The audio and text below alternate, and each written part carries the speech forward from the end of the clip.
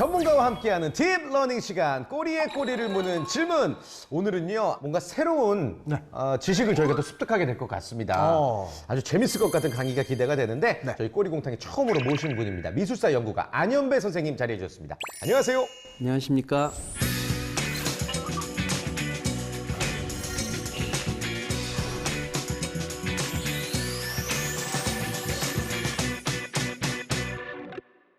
저희가 미술에 좀 조예가 깊지 않아서 그런데 괜찮을까요?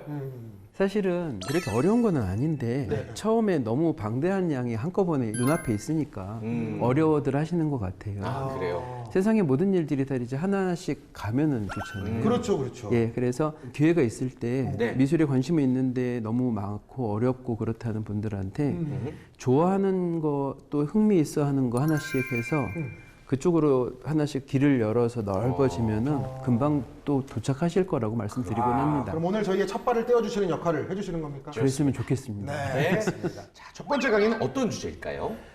사실은 서양에서 유럽에 있는 많은 경우에 이상하게 나뭇잎으로 되어 있는 관을 쓰고 있는 경우들이 가끔씩 있거든요. 왕의 경우에도 그렇고 뭐 예술가의 경우에도 그렇고 그게 신화의 누구부터 시작이 됐고 그거를 사람들이 왜 그렇게 쓰고 있는 게 일반화되게 통용이 됐는지 그 얘기를 미술관에 있는 작품들 유명한 거 몇 개랑 같이 합쳐가지고 말씀을 좀 드리려고 합니다. 재밌겠다. 기대가 됩니다. 이 루브르 박물관에 보통 가시게 되면은요 주로 모나리자 본다고 다들 말씀은 하시는데 모나리자 옆에 2칸 정도 건너서 가시게 되면은요 큰 방이 나와요. 큰 방? 예, 대형 회화를 전시해 놓는 장소거든요. 그래서 보통 저희들이 알고 있는 그림은 집에 들어갈 수 있는 그림들이 많지만 루브르에 있는 대형 회화의 경우에는 뭐 천장 끝까지 올라가는 그림도 있는데 가로가 10m가 살짝 안 되는 루브르에서 2번째로 큰 그림이 있어요. 진짜 큰 건데? 예, 그게 자크르의 다비드라고 나폴레옹 시절에 나폴레옹의 대관식을 그림으로 그려놓은 그림인데요. 보통은 교과서에서 자주 나폴레옹의 역사를 얘기를 할 때 등장하는 항상 중요한 그림이 되는데 왼쪽에 나폴레옹의 모습이고요. 오른쪽은 나폴레옹에 대한 그 대리석으로 하는데 흉상. 예. 거기에서도 역시 똑같은 거를 머리에 쓰고 있죠. 그러네요. 월계관. 네, 그렇죠. 이건 라파엘로가 그렸던 그림인데 시인들이 이런 거를 좀 썼었어요. 시인. 네. 영국의 개관 시인 누구라고 하면 이렇게 얘기해서 할 때마다 개관 시인이 뭔가 그렇게 생각을 했었는데 개관 시인이 월계관을 쓰고 있는 시인이라는 뜻이에요. 그래서 그거를 항상 명예로 자기가 머리에 한번 씌워줬으면은 그 사람은 시인으로서 뭐 예술가를 대표한다 이런 느낌으로 이제 이렇게 하게 되는데 명예로운 거네. 예, 명예로운 거가 정치를 하는 황제 같은 사람도 그리고 시인도 이렇게 하고 있는 게 이제 어디서부터 온 건가 이런 얘기죠. 아무튼 이게 아무나 못 쓰는 것 같은데 그렇죠. 비싼 걸 할 수도 있을 텐데 나뭇잎으로 한다는 게 좀 그렇죠. 의아하기도 하고. 그렇죠. 예. 예, 그리스 신화들이 여러 가지 스토리들이 다 있는데 그 중에서 사람들이 잘 알고 있는 주로 올림푸스 12신들이 등장하는 주로 여성들을 어떻게든지 쫓아가서 뭐 이렇게 마음을 얻어낸다거나 뭐 어떻게 한다거나 이런 얘기잖아요. 제우스의 경우에는 그게 좀 폭력적이지만 아폴론이라고 그 태양의 신 조금 달라요. 그 아폴론에 관한 이야기가 하나가 스토리가 있었어요. 어느 날 아폴론이 괴물을 퇴치를 하고 자기가 화살을 쏴서 그리고서는 자랑스럽게 지나가고 있는데 화살을 들고 까불거리는 큐피트를 만났다는 거예요. 주로 이제 큐피트는 다 유명하잖아요. 사랑의 화살 쏘는 애로. 네가 들고 있는 것 같은 것도 화살이냐고 놀리면서 발로 툭 찼다는 아폴론이? 거죠. 네. 큐피트가 이렇게 확 돌았죠. 거기에서. 인성이 안 좋네. 네. 인성 안 좋죠. 너무하네. 그렇죠. 그래서 큐피트가 혼자 있다가 이거 한번 골탕을 먹여야겠다. 큐피트는 화살을 항상 2개를 들고 다닌다 그러잖아요. 사랑의 화살하고 미움의 화살하고. 그래서 사랑의 화살, 금화살은 아폴론한테 쏘고 그리고 누구를 만나든 미워하게 되는 나베 화살은 지나가던 소녀가 하나 있었어요. 다프네라고 하는 소녀가 있었는데 얘가 화살에 맞게 되죠. 그래서 둘이서 이제 흔히 영화에서 예전에 얘기하던 나 잡아봐라가 됐는데 끝내 신이기 때문에 잡히게 됐어요. 그런데 다프네가 아빠가 강의 신이었었다는, 그러니까 일반 소녀는 아니었던 거예요. 그래서 자기 아빠한테 나를 어떻게든 좀 해달라. 그래서 아빠가 얘를 나무로 바꿔줘 버려요. 나무. 예. 네, 손을 대지 못하게 여자의 몸이 아니도록. 그래서 아폴론이 도착했을 때는 이미 나무가 됐다는 네. 거예요. 그렇다면 당신의 ip사기만이라도 내가 항상 쓰고 다녀서 숨겼다. 기억을 해줄 수 있게 아. 허락을 해주겠느냐 하고 물어봤더니 그거는 허락을 하겠다는 듯이 ip사기가 닿았다라고 오비디우스라는 사람이 예전에 변신 이야기라는 그리스 신화에서 네. 이 얘기를 한 적이 있었어요. 아하. 근데 이 나무가 예. 월계수 나무고 그래서 예. 제가 알고 있는 그 월계수 잎 예, 맞나요? 예. 돼지고기 냄새.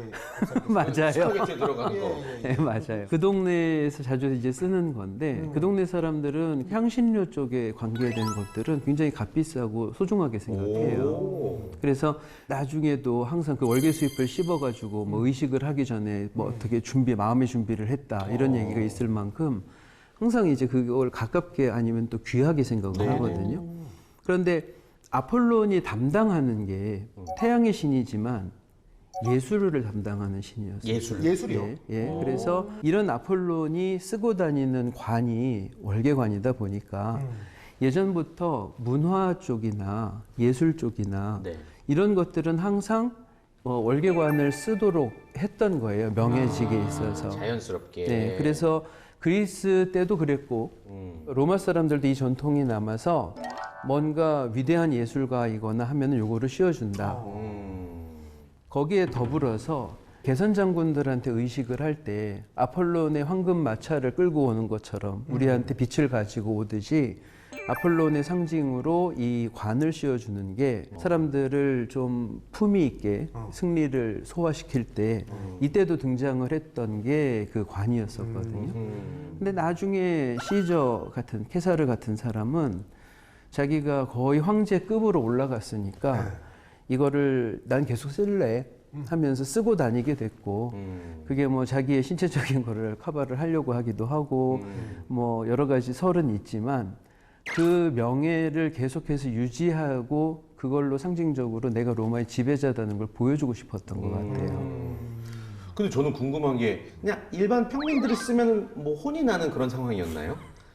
그렇죠. 네. 장난처럼 쓸 수는 있었을 것 같아요. 왜냐하면은 스포츠 용사들, 이를테면 뭐 올림픽에서 네네네. 뭘 했다거나 이런 식으로 아니면 또 검투사에서 뭔가를 했다거나 이럴 때 살짝씩 씌워줬다는 기록들은 조금씩 있거든요. 이게 나라에서 어떤 의식에서 쓰는 거는 조금 의미가 다를 테니까요. 그렇구나. 예, 뭐 왕관 만들어서 노는 거에 누구든 해도 돼도 네, 마찬가지일 것 같습니다. 정식으로 쓰고 다닐 수는 없는. 그렇죠. 원래는 그렇죠. 그래서 지금 말씀드렸던 것들을 이제 그림으로 살짝씩 봐도 예전에 로마 시대 때 있었던 모자이크가 있어요. 모자이크.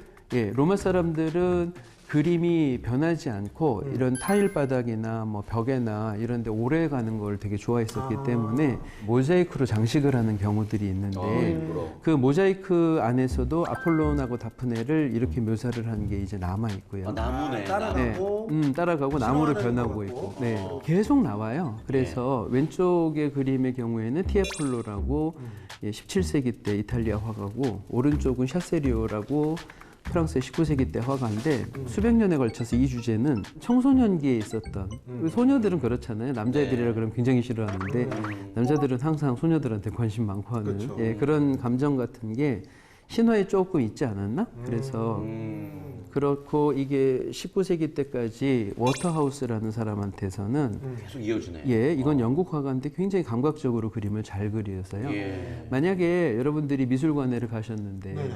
누구는 여자아이는 막 도망가고 있고 네. 남자가 쫓아가고 있고 여자아이 몸 어딘가에서 풀, 뭐 나무 이런 흔적이 나오면은 요거구나 다. 예, 저거는 내가 여기서도 맞출 수 있어가 되는 거죠. 야, 새로운 거 배웠다. 아는 척할 때 하나 생겼네요. 그러니까요. 이런 거 좋아해요. 그러니까 네. 그 스토리를 가지고 계속 시대가 변하면서도 비슷한 그림들이 네. 나오고 있는 거군요. 예, 그림들도 계속 이렇게 재생산이 되고 그리고 만약에 권력자의 입장에서도 이게 왼쪽은 지금의 이스탄불에 있는 이제 예전의 로마 황제 테오도시우스가 자기가 전차 경기에서 승리한 사람한테 월계관을 씌워주려고 들고 있는 게 들고 있구나. 예, 고개 부분이 남은 거고 이거는 루브르에서 케사르 시저의 조각을 했던 프랑스 사람이 월계관을 쓰고 있는 모습으로 이렇게 보여주는 머리 거죠. 숱이 없긴 없다. 쓰고 있는 거구나. 네.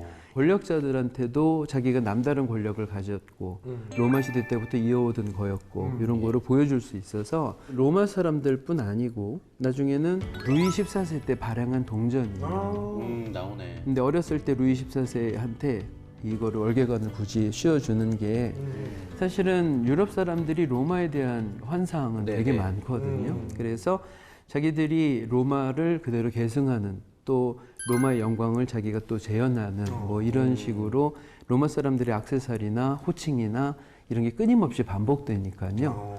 역사라는 게 예전 이야기뿐 아니라 지금도 한 번씩 툭툭 튀어나와서 이거 어디서부터 온 거야 하면은 주로 계속 줄이 따라 올라가면서 여기까지 간다고 보셔도 돼요. 그렇군요. 되게 역사가 깊은 거였구나. 그러니까 미술에 있어서 역사도 빼놓을 수가 없네요. 그렇죠. 사실은 미술품이건 그게 음악이건 간에 사람이 해온 일이니까 역사도 사람의 어떤 행적에 대한 기록이고 하니까 네. 이거는 뗄 수는 없을 것 같아요. 쉽게 얘기를 해서 이야기의 시작은 아폴론이라는 문화예술을 관장하던 시인의 첫사랑 스토리가 월계관으로 남아 있어서 사실은 첫사랑같이 애틋하고 한 감정들을 가지고 시도 쓰고 네. 뭐도 했을 테니까 거기에서 시인들한테 주는 명예로운 것이 아폴론이 항상 쓰고 다녔던 그거여서 문화예술의 획이고 또 반대쪽으로 그게 나중에 어떤 승리자 네. 내지는 아폴론이 영광스러운 빛을 보여주는 것처럼 지휘관, 장군, 또 황제까지 계속해서 어떤 상징이 되니까 그런 식으로 쓰고 했다고 보실 수 있을 것 같아요. 네. 만약에 나무로 변하지 않고 뭐 바다로 뛰어들었다거나 바다로 갔으면 조개를 쓰고 조개 조개가 거나 생겼네. 뭐 그러네. 멸치나 뭐 이런 게 멸치를 어떻게 만들죠? 멸치.